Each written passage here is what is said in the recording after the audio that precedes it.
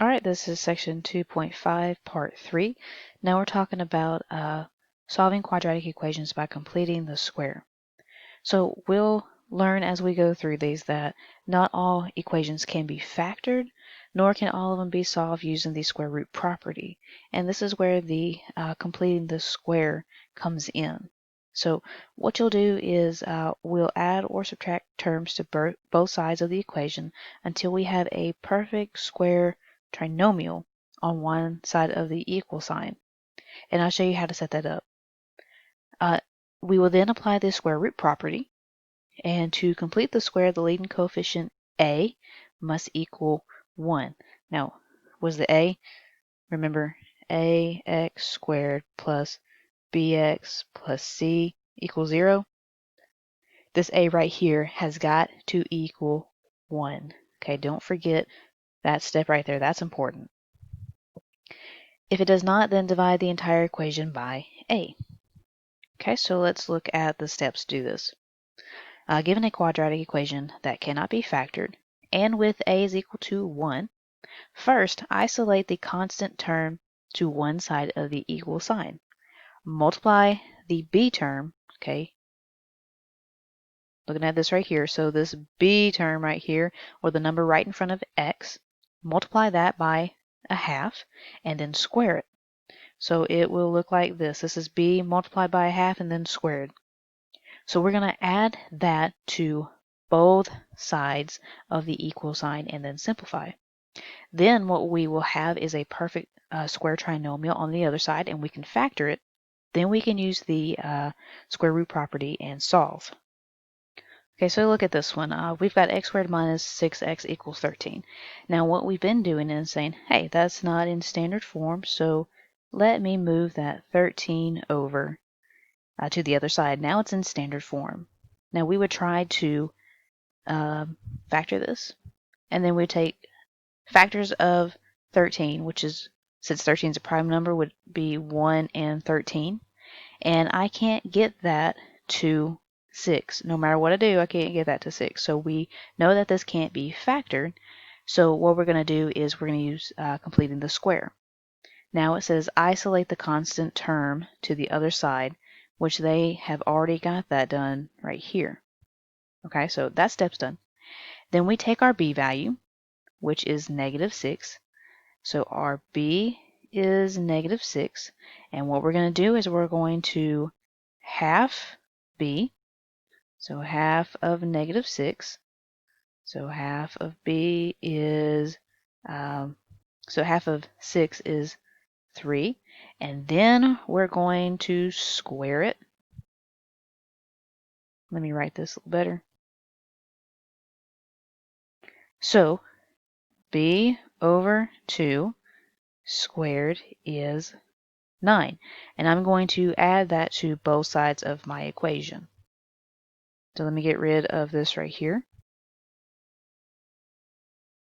Okay, so x squared minus 6x plus 9 equals 13 plus 9. Don't forget to add it to this side as well, okay? Now what I have is a perfect square trinomial, so I can factor this.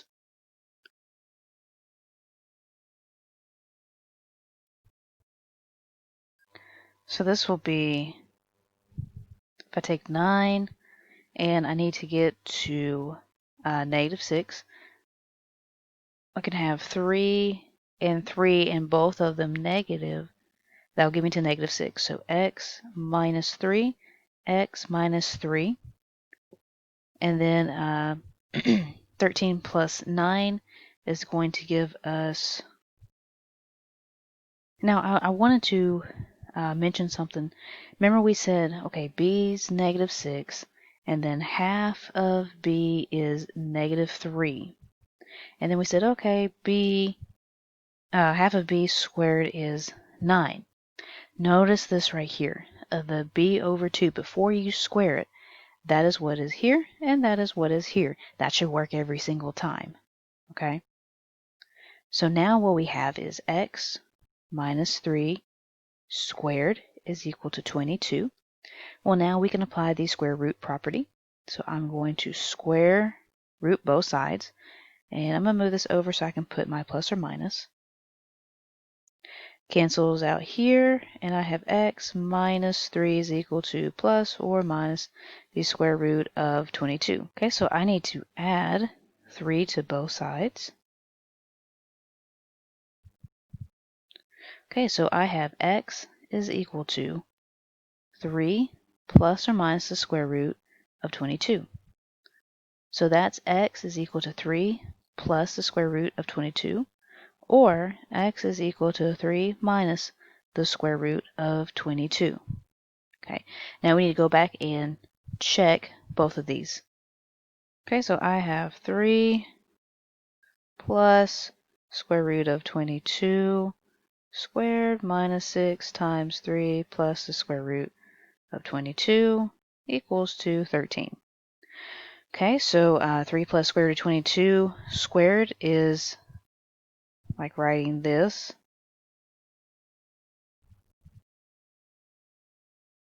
So I'm going to distribute that out here in a minute. Minus, 6 times 3 is 18. And then minus 6 times, I need to move that, square root of 22 is equal to 13. Okay, 3 times 3 is 9, plus 3 times the square root of 22, plus 3 times the square root of 22, plus 22. I just distribute that out. This 3 times this 3 times this 3, and then the square root of 22 times this 3, and then times the square root of 22. Minus 18 minus 6 square root of 22 is equal to 13. Now I can combine some stuff here. I can combine that. That's going to be 6, that 3 plus a 3, since the square root of 22 is the same. And then it looks like I have a 9, I have a 22, and I have a negative 18. Now I cannot add that negative 6 to the 9, the 22, and the negative 18 because that negative 6 is tied to that square root of 22. Okay, so let me clean this up here just a little bit. We've got 6 square root of 22 minus 6 square root of 22. And then I've got 9 plus 22 minus 18. And that's going to give me 13.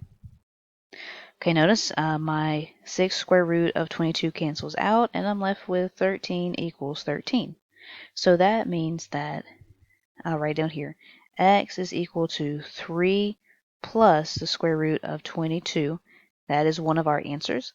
Now let's go back and check 3 minus the square root of 22. I'm going to change this positive to a negative. Okay, so 3 minus square root of 2 times itself, and then minus 18 plus 6 square root of 22 equals 13. 9, and then plus, that was a negative. So I'm taking 3 times this 3, and then times the negative square root of 22, so I need a negative 3 square root of 22, and then this negative square root of 22 times 3 and times negative square root of 22. So that will be negative 3 square root of 22 positive 22 minus 18 plus 6 square root of 22 equals 13. Combine the negative 3 square root of 22's, and then combine the 9, the 22, and the negative 18. And remember, I can't combine those to that 6 because the 6 is attached to the square root of 22. So I'll have negative 6 square root of 22. I'll have plus 13 plus 6 square root of 22 is equal to 13. Hey, these cancel out, and I get 13 equals 13. So x equals 3 minus the square root of 22 is also one of our answers. Okay, now let's look at this one. first off, we would try to factor it and we figure out, hey, we can't factor this. And then we would move the 5 over to the other side. We would take our b value, so b is equal to -8. Half of b would be -8 over 2, so that would give us -4. And then square that number, that will give us 16. And let me write one more line here. That'd be -4 squared, so that'd be 16. Now, keep in mind this right here, b over 2 is -4. We're going to use that here in a second. Okay, so I need to add 16 to both sides.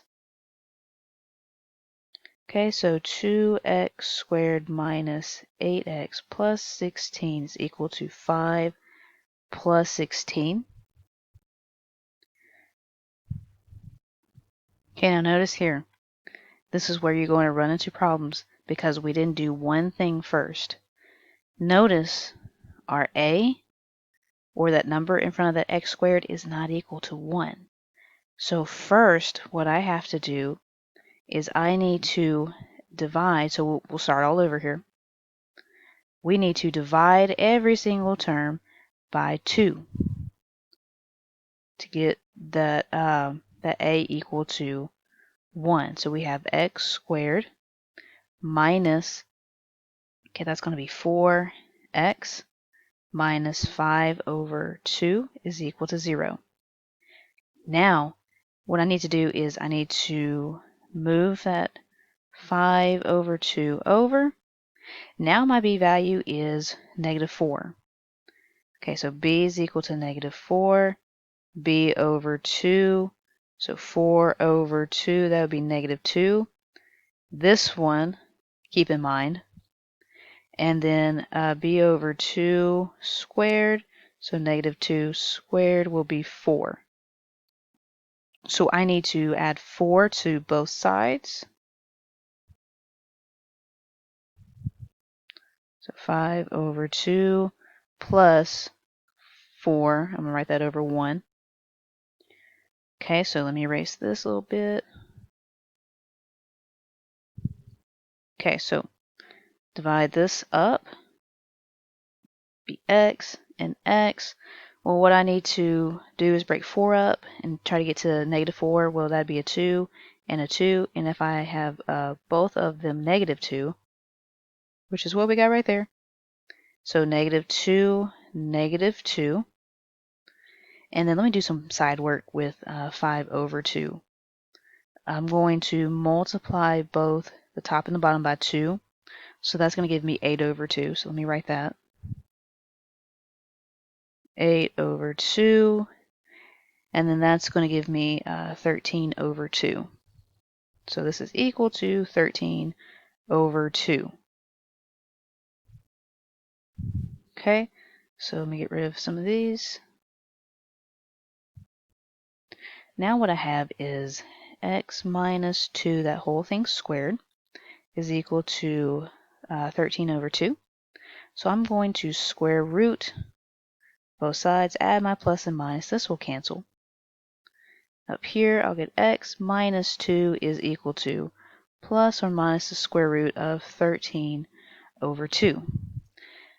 Now, to be technical, what we need is to break this up into the square root of 13 over the square root of 2. I can't leave my answer with a square root in the denominator, so I need to rationalize. So times the square root of 2 over the square root of 2.